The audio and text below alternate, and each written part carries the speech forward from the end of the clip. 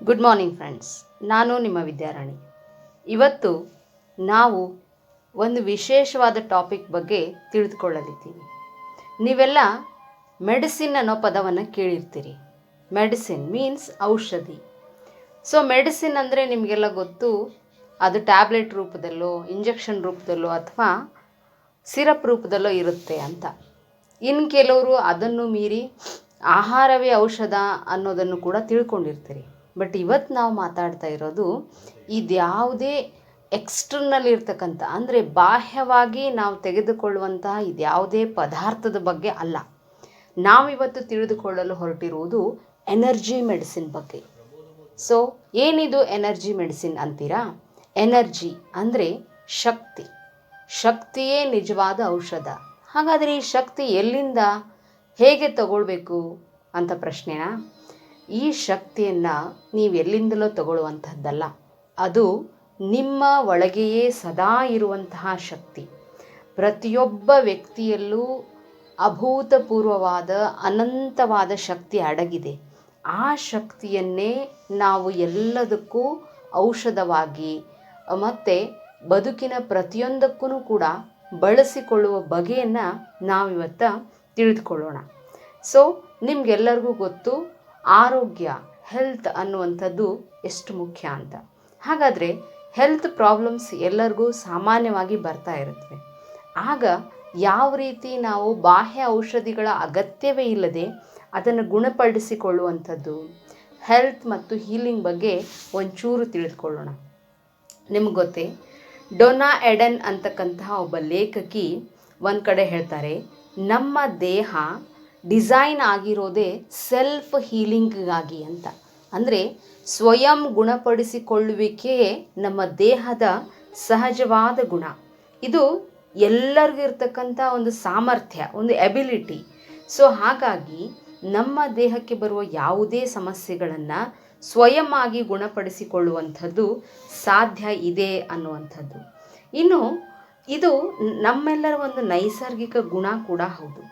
So ಹಾಗಾದರೆ ನಾವು ಈ ನಮಗಿರ್ತಕ್ಕಂತಹ ನ್ಯಾಚುರಲ್ ಕೆಪಾಸಿಟಿಯನ್ನು ಹೇಗೆ ಬಳಸಿಕೊಳ್ಳೋದು ಅಂತಂದರೆ, ಅದಕ್ಕೆ ಇದು ಕೇವಲ ನಾವು ದೈಹಿಕವಾಗಿ ಅಂದರೆ ಭೌತಿಕ ಲೆವೆಲ್ನಲ್ಲಿ ನಮ್ಮ ಇನ್ವಾಲ್ವ್ಮೆಂಟ್ ತೋರಿಸಿದರೆ ಸಾಲದು.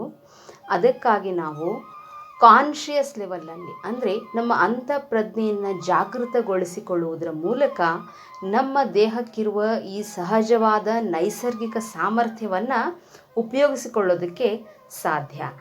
ನಮ್ಮ ದೇಹಕ್ಕೆ ಸೂಕ್ಷ್ಮವಾದ ಶಕ್ತಿಗಳಿವೆ. ಸೊ ಅದಕ್ಕೆ ನಾವು ಸಬ್ಟಲ್ ಎನರ್ಜೀಸ್ ಅಂತ ಕೂಡ ಕರಿತೀವಿ. ಸೊ ನಾವೆಲ್ಲರೂ ಪ್ರತಿನಿತ್ಯ ಹಲವಾರು ಶಕ್ತಿಗಳ ಮಧ್ಯೆ ಬದುಕ್ತಾ ಇದ್ದೀವಿ. ಆ ಎಲ್ಲ ಶಕ್ತಿಗಳನ್ನು ಪ್ರತಿಫಲಿತವೇ ನಾವೆಲ್ಲರೂ, ಅಂದರೆ ಎಲ್ಲ ಲಿವಿಂಗ್ ಬೀಯಿಂಗ್ಸ್. ಸೊ ನಾವು ಪ್ರತಿನಿತ್ಯ ಎಷ್ಟೋ ಕಾಂತೀಯ ಶಕ್ತಿಗಳ ಮಧ್ಯೆ, ಅಂದರೆ ವಿದ್ಯುತ್ ಕಾಂತೀಯ ಶಕ್ತಿಗಳ ಮಧ್ಯೆ, ಅದು ಭೂಮಿಯಿಂದ ಮತ್ತು ವಾತಾವರಣದಿಂದ ಪ್ರತಿನಿತ್ಯ ಪ್ರೊಡ್ಯೂಸ್ ಆಗುವಂತಹ ಎಲೆಕ್ಟ್ರೋಮ್ಯಾಗ್ನೆಟಿಕ್ ಫೋರ್ಸ್ ಆಗಿರ್ಬೋದು, ಗುರುತ್ವಾಕರ್ಷಣ ಬಲ ಅಂದರೆ ಗ್ರಾವಿಟೇಷನಲ್ ಫೋರ್ಸ್ ಆಗಿರ್ಬೋದು, ನಮ್ಮ ಸುತ್ತಮುತ್ತಲೂ ಇರತಕ್ಕಂತಹ ಪರಮಾಣುಗಳಿಂದ ನ್ಯೂಕ್ಲಿಯರ್ ಫೋರ್ಸ್ ಆಗಿರ್ಬೋದು, ಇದೆಲ್ಲದರ ಮಧ್ಯೆ ಶಕ್ತಿ ವಲಯದಲ್ಲಿ ನಾವೆಲ್ಲರೂ ಬದುಕ್ತಾ ಇದ್ದೀವಿ. ಆದರೆ ಇವೆಲ್ಲವನ್ನು ಮೀರಿಸುವಂತಹ ಅನಂತವಾದಂತಹ ಅಳತೆಗೋಲಿಗೆ ಸಿಗದೇ ಇರತಕ್ಕಂತಹ ಶಕ್ತಿ ನಮ್ಮೆಲ್ಲರ ಆಂತರ್ಯದಲ್ಲಿದೆ.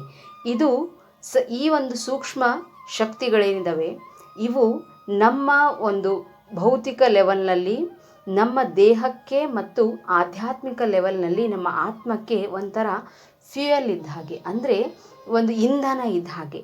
ಸೊ ನಮಗೆ ಬೇಕಾದಂತಹ ಒಂದು ಭದ್ರ ಬುನಾದಿ ಆಗಿರ್ಬೋದು. ಸೊ ನಮ್ಮ ದೇಹಕ್ಕೆ ಮತ್ತು ನಮ್ಮ ಆತ್ಮಕ್ಕೆ ಬೇಕಾದಂತಹ ಎಲ್ಲವನ್ನು ಒದಗಿಸಿಕೊಡುವಂಥದ್ದೇ ನಮ್ಮಲ್ಲಿರುವ ಈ ಆಂತರಿಕ ಸೂಕ್ಷ್ಮ ಶಕ್ತಿಗಳು. ಸೊ ಹಾಗಾಗಿ ನಾವು ಪ್ರತಿನಿತ್ಯ ಈ ಶಕ್ತಿಗಳನ್ನು ಉಪಯೋಗಿಸ್ಕೊಳ್ಳೋದನ್ನು ಕಲಿಬೇಕು. ನಮ್ಮ ದೇಹದ ಆಂತರಿಕ ಈ 7 ದೇಹಗಳಲ್ಲಿ ನಮಗೆ ನಾಡಿಮಂಡಲ ಒಂದು ಭಾಗ ಮತ್ತು ಚಕ್ರಗಳು, ಇವೆರಡೂ ಏನು ಅಂತಂದರೆ ನಮ್ಮ ದೇಹದಲ್ಲಿರ್ತಕ್ಕಂಥ ಎನರ್ಜಿ ಸಿಸ್ಟಮನ್ನು ತೋರಿಸುವಂತಹ ಒಂದು ಭಾಗಗಳು. ನಮ್ಮ ನಾಡಿ ಮಂಡಲಗಳು ಸರಿಯಾಗಿ ಶುದ್ಧಿಯಾಗಿದ್ದರೆ ಅಲ್ಲಿ ಪ್ರವಹಿಸುವಂಥ ಶಕ್ತಿ ನಮ್ಮನ್ನು ಭೌತಿಕವಾಗಿ ದೈಹಿಕವಾಗಿ ಆರೋಗ್ಯವಾಗಿಡೋದಷ್ಟೇ ಅಲ್ಲದೆ ನಿಮ್ಮ ಒಂದು ಆಧ್ಯಾತ್ಮಿಕವಾದಂತಹ ಉನ್ನತಿಗೆ ತುಂಬಾ ಸಹಾಯ ಮಾಡುತ್ತೆ. ಇದ್ರ ಜೊತೆಗೆ ಚಕ್ರಾಸ್, ನಮ್ಮ ದೇಹದಲ್ಲಿರುವ 7 ಚಕ್ರಗಳು, ಮೂಲಾಧಾರ, ಸ್ವಾಧಿಷ್ಠಾನ, ಮಣಿಪೂರಕ, ಅನಾಹತ, ವಿಶುದ್ಧಿ, ಆಜ್ಞಾ ಮತ್ತು ಸಹಸ್ರಾರ, ಈ 7 ಚಕ್ರಗಳು ಕೂಡ ಬ್ಯಾಲೆನ್ಸ್ಡ್ ಆಗಿ ಇದ್ದರೆ ನಮ್ಮಲ್ಲಿರ್ತಕ್ಕಂಥ ಈ ಆಂತರಿಕ ಶಕ್ತಿ ನಮಗೆ ಸಂಪೂರ್ಣವಾಗಿ ಉಪಯೋಗವಾಗಿ ನಮ್ಮ ಒಂದು ಈ ಬ್ರಹ್ಮಾಂಡದಲ್ಲಿರ್ತಕ್ಕಂತಹ ಎಲ್ಲ ಶಕ್ತಿಗಳೊಂದಿಗೆ ನಾವು ಅದನ್ನು ಬಳಸಿಕೊಂಡು ಉನ್ನತವಾದ ಸಾಧನೆಯನ್ನು ಮಾಡಲಿಕ್ಕೆ ಸಹಾಯ ಆಗುತ್ತದೆ. ಸೊ ಈ ಎನರ್ಜೀಸನ್ನು, ಈ ಶಕ್ತಿಯನ್ನು ಎಲ್ಲ ಜಗತ್ತಿನ ಎಲ್ಲ ಭಾಗಗಳಲ್ಲಿಯೂ ಕೂಡ ನಂಬುತ್ತಾರೆ ಮತ್ತು ಅವುಗಳನ್ನು ಉಪಯೋಗಿಸ್ಕೊಳ್ತಾರೆ. ಚೀನಾದಲ್ಲಿ ಇದನ್ನು ಚಿ ಅಂತ ಕರೀತಾರೆ. ಟಿಬೆಟ್ ಮತ್ತು ಭಾರತದಲ್ಲಿ ಈ ಆಂತರಿಕ ಶಕ್ತಿಗಳನ್ನು ಪ್ರಾಣ ಅಂತ ಕರೀತಾರೆ. ಜಪಾನ್ನಲ್ಲಿ ಕಿ ಅಂತ ಕರೀತಾರೆ. ಸೂಫಿಗಳು ಇದನ್ನು ಬರಹ ಅಂತ ಕರೀತಾರೆ.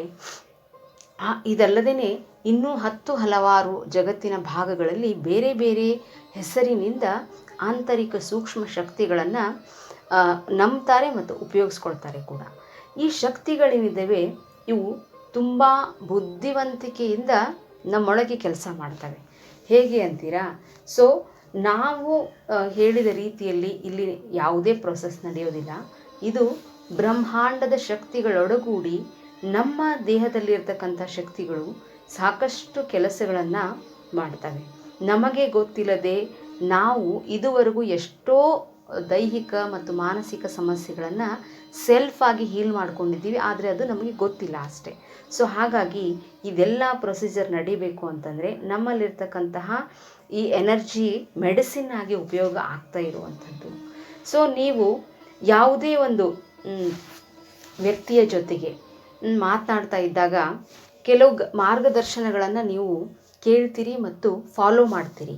ಹಾಗೆ ನಮ್ಮಲ್ಲಿ ಕೂಡ ನಮ್ಮದೇ ಆಂತರಿಕ ಶಕ್ತಿಗಳಿಗೆ ಒಂದು ಸ್ವಯಂ ಬುದ್ಧಿಮತ್ತೆ ಇದೆ. ಅದನ್ನು ನಾವು ಉಪಯೋಗಿಸ್ಕೊಳ್ಬೇಕು ಅಂದರೆ ಅದನ್ನು ಗಮನಿಸೋದನ್ನು ಕಲಿಬೇಕು. ಆಗ ಮಾತ್ರ ನಾವು ಉಪಯೋಗಿಸ್ಕೊಳ್ಳೋದಕ್ಕೆ ಸಾಧ್ಯ. ಇನ್ನು ಈ ಶಕ್ತಿಗಳ ಬಳಕೆ ನಮ್ಮ ದೇಹದಲ್ಲಿ ಸೆಲ್ಯುಲರ್ ಲೆವೆಲ್ನಲ್ಲಿ ಆಗುತ್ತೆ. ಅಂದರೆ ಪ್ರತಿ ಜೀವಕೋಶಗಳಿಗೆ ನಮ್ಮ ಶಕ್ತಿ ಉಪಯೋಗ ಆಗುತ್ತೆ. ಹಾಗಾಗಿ ನಮ್ಮ ಒಂದು ಎನರ್ಜಿ ಏನಿದಾವಲ್ಲ ಅವುಗಳು ಇಂಟೆಲಿಜೆಂಟ್ ಆಗಿರೋದ್ರ ಜೊತೆಗೆ ಇಲ್ಲಿ ನಾವು ಹಲವಾರು ಕಡೆ ಕೇಳಿರ್ತೀವಿ ದೇಹದ ಅಂಗಾಂಗಗಳನ್ನು ಕೂಡ ಬದಲು ಮಾಡ್ತಾರೆ ಅಂತ. ಅಂದರೆ ಕಿಡ್ನಿ ಫೇಲ್ಯೂರ್ ಆದರೆ ಕಿಡ್ನಿಯನ್ನು ಟ್ರಾನ್ಸ್ಪ್ಲಾಂಟ್ ಮಾಡ್ತಾರೆ, ಹಾರ್ಟ್ ಫೇಲ್ಯೂರ್ ಆದರೆ ಹಾರ್ಟ್ ಟ್ರಾನ್ಸ್ಪ್ಲಾಂಟ್ ಮಾಡ್ತಾರೆ, ಲಿವರ್ ಫೇಲ್ಯೂರ್ ಆದರೆ ಲಿವರ್ ಕೂಡ ಟ್ರಾನ್ಸ್ಪ್ಲಾಂಟ್ ಮಾಡ್ತಾರೆ. ಹೀಗೆ ಅಂಗಾಂಗಗಳನ್ನು ಟ್ರಾನ್ಸ್ಪ್ಲಾಂಟ್ ಮಾಡಿದ ಮೇಲೆ, ಅಂದರೆ ಒಬ್ಬ ವ್ಯಕ್ತಿಯ ದೇಹದಿಂದ ಇನ್ನೊಬ್ಬ ವ್ಯಕ್ತಿಯ ದೇಹಕ್ಕೆ ಈ ಅಂಗಾಂಗಗಳನ್ನು ತೆಗೆದು ಮರು ಜೋಡಣೆ ಮಾಡಿರ್ತಾರೆ. ಸೊ ಅಂತಹ ವ್ಯಕ್ತಿಗಳನ್ನು ಒಂದು ಸರ್ವೆ ಮಾಡಲಾಗಿ ಅವರು ಈ ಟ್ರಾನ್ಸ್ಪ್ಲಾಂಟ್ ಆಗೋದಕ್ಕಿಂತ ಮೊದಲು ಇದ್ದಂತಹ ಅವರಲ್ಲಿನ ಭಾವನೆಗಳು, ವಿಚಾರ ಶೈಲಿ, ನೆನಪುಗಳು, ಕನಸುಗಳು, ಅವರ ಒಂದು ಅಭಿರುಚಿಗಳು, ಆಸೆ ಆಕಾಂಕ್ಷೆಗಳು ಇವುಗಳು ಹೇಗಿದ್ವು ಮೊದಲು, ಟ್ರಾನ್ಸ್ಪ್ಲಾಂಟ್ ನಂತರ ಇದು ಮೊದಲಿದ್ದ ವ್ಯಕ್ತಿಯದ್ದಾಗಿರೋದಿಲ್ಲ. ಯಾವ ವ್ಯಕ್ತಿಯ ಅಂಗಾಂಗವನ್ನು ಅವರು ಜೋಡಣೆ ಮಾಡಿಕೊಂಡಿರ್ತಾರೋ ಆ ವ್ಯಕ್ತಿಯಲ್ಲಿ ಮೊದಲು ಯಾವ ಗುಣಗಳಿದ್ವು ಅವು ನಂತರದ ವ್ಯಕ್ತಿಗಳಲ್ಲಿ, ಅಂದರೆ ಟ್ರಾನ್ಸ್ಪ್ಲಾಂಟೇಷನ್ ತಗೊಂಡಂಥ ವ್ಯಕ್ತಿಗಳಲ್ಲಿ ಕಂಡು ಬಂದಂತಹ ವರದಿಗಳನ್ನು ಅಭ್ಯಾಸ ಮಾಡಲಾಗಿದೆ. ಹಾಗಾಗಿ ಇದರಿಂದ ಏನು ತಿಳಿಯುತ್ತೆ ಅಂದರೆ ನಮ್ಮ ದೇಹದ ಒಂದೊಂದು ಸೆಲ್ಗಳಿಗೂ ಕೂಡ ನಮ್ಮ ಆಂತರಿಕ ಸೂಕ್ಷ್ಮ ಶಕ್ತಿಗಳು ಪ್ರಭಾವ ಬೀರುತ್ತವೆ ಅಂತ. ಸೊ ಹಾಗಾಗಿ ನಮ್ಮ ಒಂದು ಆಂತರಿಕ ಶಕ್ತಿಗಳು ಇಷ್ಟು ಮಟ್ಟದವರೆಗೂ ಪ್ರಭಾವ ಬೀರುತ್ತವೆ ಅಂತಂದರೆ ನಾವು ಅವುಗಳನ್ನು ಎಷ್ಟು ಕಾನ್ಷಿಯಸ್ ಆಗಿ ಬಳಸ್ಕೊಳ್ಳೋದನ್ನು ಕಲಿಬೇಕು ಅಂತ. ಸೊ ಈ ಶಕ್ತಿಗಳೆಲ್ಲವೂ ಒಂದು ಹಂತದಿಂದ ಇನ್ನೊಂದು ಹಂತಕ್ಕೆ ಬದಲಾದಾಗ ನಾವು ಅವುಗಳನ್ನು ಎಷ್ಟೋ ಹಳೆಯ ಒಂದು ರೂಢಿಗಳನ್ನು ಕಳೆದುಕೊಳ್ತೀವಿ, ಹೊಸ ಒಂದು ರೂಢಿಗಳನ್ನು ಬೆಳೆಸ್ಕೊತೀವಿ. ಇದೆಲ್ಲದ್ದು ತಾನಾಗಿ, ಅಂದರೆ ಆಂತರಿಕ ಬುದ್ಧಿಮತ್ತೆಯಿಂದ ನಡೆಯುವಂಥದ್ದು. ಹಾಗಾದರೆ ಇದಕ್ಕೆಲ್ಲ ಮೂಲ ಏನು? ಈ ಥರದ ಒಂದು ಶಕ್ತಿಗಳು ಕ್ರಿಯೇಟ್ ಆಗೋದು ಎಲ್ಲಿಂದ? ಅವುಗಳ ಮೂಲ ಯಾವುದು ಅಂತ ಅಂತೀರಾ? ಅವುಗಳ ಮೂಲ ನಮ್ಮಲ್ಲಿ ಇರ್ತಕ್ಕಂತಹ ಅಂತರಾತ್ಮ. ಸೊ ನಾವೆಲ್ಲರೂ ಆತ್ಮ ಸ್ವರೂಪಿಗಳು. ನಮ್ಮಲ್ಲಿರ್ತಕ್ಕಂತಹ ಸೋಲ್ ಏನಿದೆ ಇದೇ ಆಂತರಿಕ ಶಕ್ತಿಗಳ ಮೂಲ ಆಗಿರುತ್ತೆ. ಹಾಗಾಗಿ ನಮ್ಮ ಸೋಲ್ ಇರ್ತಕ್ಕಂತಹ ನಮ್ಮ ದೇಹ, ಇದನ್ನು ನಾವು ಒಂದು ದೇವಾಲಯದಂತೆ ಇಟ್ಕೊಳ್ಬೇಕು ಅಂತಂದರೆ ಸೋಲ್ ಲೆವೆಲ್ನಲ್ಲಿ, ಕಾನ್ಷಿಯಸ್ ಲೆವೆಲ್ನಲ್ಲಿ ನಾವು ಸಾಕಷ್ಟು ಈ ಶಕ್ತಿಗಳನ್ನು ಬಳಸಿಕೊಳ್ಳೋದನ್ನ ಕಲಿತಾಗ ನಮ್ಮ ದೇಹೋ ದೇವಾಲಯ ಅನ್ನುವಂತಹ ಮಾತನ್ನು ನಾವು ನಿಜ ಮಾಡಿದ ಹಾಗಾಗುತ್ತೆ. ನಮ್ಮ ದೇಹವನ್ನು ಚೆನ್ನಾಗಿ ನಾವು ಇಟ್ಕೊಳ್ಬೇಕು ಅಂತಂದರೆ ಆಂತರಿಕ ಶಕ್ತಿಗಳನ್ನು ನಮ್ಮ ಅಂತರಾತ್ಮನ ಒಂದು ಮೂಲದಿಂದ ನಾವು ಸರಿಯಾಗಿ ಬಳಸ್ಕೊಳ್ಬೇಕು. ಸೊ ಇಲ್ನೆಸ್ ಮತ್ತು ಹೀಲಿಂಗ್ ಅಂದರೆ ರೋಗ ಮತ್ತು ಗುಣಪಡಿಸಿಕೊಳ್ಳುವಿಕೆ, ಇವೆರಡೂ ಕೂಡ ಏನು ಅಂತಂದರೆ ನಮ್ಮ ಬದುಕಿನ ಭಾಗದ ಒಂದು ಬಸ್ ಸ್ಟಾಪ್ಗಳಿದ್ದಂತೆ. ಖಂಡಿತವಾಗಿ ಪ್ರತಿಯೊಬ್ಬರೂ ಇವೆರಡನ್ನು ಭೇಟಿ ಆಗಲೇಬೇಕು, ಅಲ್ಲಿ ನಿಲ್ಲಲೇಬೇಕು, ಅಲ್ಲಿಂದ ಕೆಲವನ್ನ ತಗೊಳ್ಳೇಬೇಕು. ಸೊ ಹಾಗಾಗಿ ಇದು ಕೇವಲ ಮೇಲ್ನೋಟಕ್ಕೆ ಕೇವಲ ಮಾತನಾಡುವಂಥದ್ದಲ್ಲ, ಇದು ತುಂಬ ಆಳವಾದ ಕನೆಕ್ಷನ್ ಇರುವಂತಹ ವಿಷಯ ಆಗಿದೆ. ಹಾಗಾಗಿ ನಾವು ಈ ಒಂದು ಅಂತರಾತ್ಮಕ ಶಕ್ತಿಗಳನ್ನು ನಮ್ಮಲ್ಲಿರ್ತಕ್ಕಂತಹ ಒಂದು ಮೆಡಿಸಿನ್ ಆಗಿ, ಎನರ್ಜಿಯಾಗಿ ಬಳಸ್ಕೊಳ್ಳೋದಕ್ಕೆ ಸೋಲ್ ಲೆವೆಲ್ನಲ್ಲಿ ನಾವು ಪ್ರಜ್ಞೆಯನ್ನು, ಜಾಗೃತಿಯನ್ನು ಹೊಂದಿದಾಗ ಮಾತ್ರ ಸಾಧ್ಯ.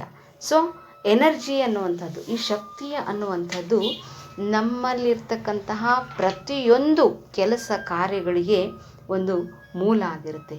ನಿಮ್ಮ ವ್ಯಕ್ತಿತ್ವದ, ನಿಮ್ಮ ಭೌತಿಕ ದೇಹದ, ನಿಮ್ಮ ಪ್ರತಿಯೊಂದು ಆಲೋಚನೆಯ ಮೂಲ ಈ ಶಕ್ತಿಗಳೇ ಆಗಿರುತ್ತೆ. ಸೊ ಹಾಗಾಗಿ ಈ ಆಂತರಿಕ ಶಕ್ತಿಗಳು ಮೂಲ ನಮ್ಮ ಅಂತರಾತ್ಮ ಆಗಿರುತ್ತೆ. ಇನ್ನು ಪ್ರತಿಯೊಂದು ಕೂಡ ಏನಾಗುತ್ತೆ ಅಂತಂದರೆ ಈ ಶಕ್ತಿಗಳಿಂದ, ಈ ಶಕ್ತಿಯ ಕಂಪನಗಳಿಂದ ನಾವು ಹೇಗೆ ನಮ್ಮಲ್ಲಿ ಬದಲಾವಣೆಗಳನ್ನು ಕಾಣ್ತೀವಿ, ನಮ್ಮ ಆತ್ಮದ ಉನ್ನತಿ, ದೇಹದ ಆರೋಗ್ಯ, ಮಾನಸಿಕ ಆರೋಗ್ಯ ಹೇಗೆ ಬದಲಾಗುತ್ತೆ ಅಂತಂದರೆ ನಮ್ಮಲ್ಲಿರ್ತಕ್ಕಂಥ ಈ ಸೂಕ್ಷ್ಮ ವಲಯದ ಶಕ್ತಿಗಳು ಕಾಂತೀಯ ತರಂಗಗಳಿಂದ ಉನ್ನತ ಲೋಕದ ಅಂದರೆ ಹೈಯರ್ ಡೈಮೆನ್ಷನ್ಸಲ್ಲಿ ಇರ್ತಕ್ಕಂತಹ ಉನ್ನತ ಆತ್ಮಗಳಿಗೆ ಕನೆಕ್ಟ್ ಆಗುತ್ತವೆ. ಆಗ ಆ ಮಾರ್ಗದರ್ಶಕರು ಅಂದರೆ ನಮ್ಮನ್ನು ಗೈಡ್ ಮಾಡುವಂತಹ ಸೋಲ್ಸ್ ಏನಿದ್ದಾವೆ ನಮಗೆ ಈ ಶಕ್ತಿಗಳನ್ನು ಒದಗಿಸಿಕೊಡ್ತವೆ. ಜೊತೆಗೆ ಅದರ ಬಳಕೆಯಿಂದ ನಾವು ನಮ್ಮಲ್ಲಿ ಸಾಕಷ್ಟು ಬದಲಾವಣೆಗಳನ್ನು ಕಾಣ್ತೀವಿ. ಆ ಶಕ್ತಿಗಳಿಂದನೇ ಹೀಲ್ ಮಾಡ್ಕೊಳ್ತೀವಿ. ನೀವು ಆಸ್ಟ್ರಲ್ ಒಂದು ಟ್ರಾವೆಲ್ ಅನ್ನೋ ಪದವನ್ನು ಕೇಳಿರ್ತೀರಿ, ಆಸ್ಟ್ರಲ್ ಸರ್ಜರಿ ಅನ್ನೋ ಪದವನ್ನು ಕೇಳಿರ್ತೀರಿ. ತುಂಬ ದೊಡ್ಡ ದೊಡ್ಡ ಕಾಯಿಲೆಗಳಿರ್ತವೆ, ಇನ್ನೇನು ಇದನ್ನು ಸರ್ಜರಿ ಮಾಡಲೇಬೇಕು ಅಂತ ಡಾಕ್ಟರ್ ಹೇಳಿರ್ತಾರೆ. ಆದರೆ ಯಾವ ವ್ಯಕ್ತಿ ಧ್ಯಾನವನ್ನು ನಂಬಿ ಧ್ಯಾನ ಮಾಡ್ತಾ ಆತನಿಗೆ ಯಾವುದೇ ಭೌತಿಕವಾದಂತಹ ಸರ್ಜರಿ ಇಲ್ಲದೇ ಒಳಗೆ ಕೆಟ್ಟು ಹೋಗಿರುವ ಅಂಗಾಂಗ ತಂತಾನೇ ಸರಿಯಾಗಿರುವ ವಿಚಾರವನ್ನು ನಾವು ಕೇಳಿರ್ತೀವಿ. ಇದನ್ನು ಆಸ್ಟ್ರಲ್ ಸರ್ಜರಿ ಅಂತ ಕರೀತಾರೆ. ಧ್ಯಾನದಲ್ಲಿ ನಾವು ಹೈಯರ್ ಡೈಮೆನ್ಷನ್ಸಲ್ಲಿ ಇರ್ತಕ್ಕಂತಹ ಉನ್ನತ ಆತ್ಮಗಳ ಜೊತೆಗೆ ಕನೆಕ್ಟ್ ಆದಾಗ ಅಲ್ಲಿರುವ ಮಾಸ್ಟರ್ಸ್ ಬಂದು ನಮಗಿರುವ ಸಮಸ್ಯೆಯನ್ನು ಆಸ್ಟ್ರಲ್ ಸರ್ಜರಿಯ ಮೂಲಕ ಸರಿಪಡಿಸ್ತಾರೆ. ಹಾಗಾಗಿ ಪ್ರತಿಯೊಂದು ಈ ಒಂದು ಬ್ರಹ್ಮಾಂಡದಲ್ಲಿರ್ತಕ್ಕಂತಹ, ನಮ್ಮ ಸುತ್ತಮುತ್ತಲಿರ್ತಕ್ಕಂಥ, ನಮ್ಮ ಒಂದು ಭೌತಿಕ ಜಗತ್ತಲ್ಲಿರ್ತಕ್ಕಂಥ ಪ್ರತಿಯೊಂದು ವಸ್ತು ಶಕ್ತಿಯಿಂದ ಅಳೆಯಲ್ಪಡುತ್ತೆ. ಪ್ರತಿಯೊಂದು ಶಕ್ತಿಯನ್ನು ಉತ್ಪಾದನೆ ಮಾಡುತ್ತೆ. ಅಂದರೆ ಅದು ಭೌತಿಕವಾಗಿರಲಿ ಅಭೌತಿಕವಾಗಿರಲಿ ಪ್ರತಿಯೊಂದು ವಸ್ತುವಿಗೆ ಒಂದು ಶಕ್ತಿಯ ಕನೆಕ್ಷನ್ ಇದೆ. ಹಾಗಾಗಿ ಈ ಶಕ್ತಿಗಳು ನಮ್ಮಲ್ಲಿ ಏನು ಬೇಕಾದರೂ ಬದಲಾವಣೆಯನ್ನು ಮಾಡಬಲ್ಲವು. ಸೊ ಈ ಒಂದು ಶಕ್ತಿಗಳನ್ನು ಉಪಯೋಗಿಸ್ಕೊಳ್ಬೇಕು ಅಂತಂದರೆ ನಮಗಿರುವಂತಹ ಒಂದೇ ಒಂದು ದಾರಿ ಅಂದರೆ ಪ್ರತಿನಿತ್ಯ ತಪ್ಪದೆ ಧ್ಯಾನ ಮಾಡುವಂಥದ್ದು.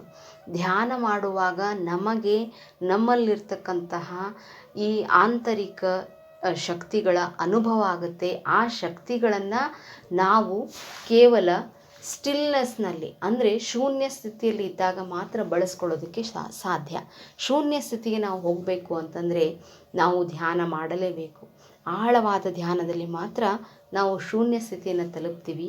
ನಮಗಿರುವ ಆಂತರಿಕ ಶಕ್ತಿಗಳನ್ನು ನಮ್ಮ ದೇಹದ ಮತ್ತು ಮನಸ್ಸಿನ ಕಾಯಿಲೆಗಳ ಹೀಲಿಂಗ್ಗಾಗಿ ಬಳಸಿಕೊಳ್ತೀವಿ.